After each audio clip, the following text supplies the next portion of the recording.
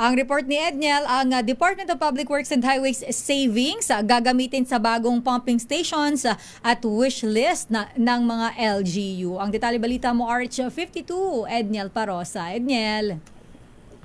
Lakay at Sister L, piniyak ni Public Works Secretary Vince Dizon na may pondo silang pampatayo ng mga bagong pumping station at iba pang request ng mga lokal na pamahalaan dahil na lamang dito sa Metro Manila.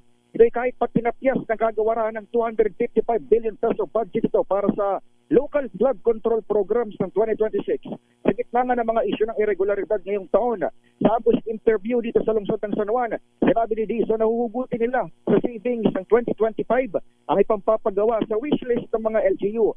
Gayunman, aminado ang kalihim na limitado lamang itong naturang pondo kaya prioridad nila ang mga inirekomenda ng mga eksperto tulad na lamang ng pumping station sa San Juan River, border ng Manila. Ginawa ni Dizon ang pahayag patapos humirit si San Juan City Mayor Francis Zamora ng dagdag na pumping station sa mga low-lying areas dito sa syudad. Pakinggan natin Secretary Vince.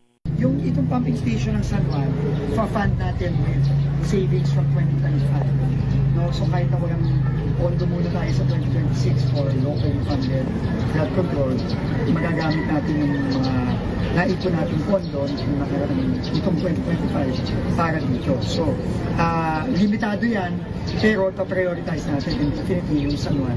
Priority ito kasi kailangan nila eh.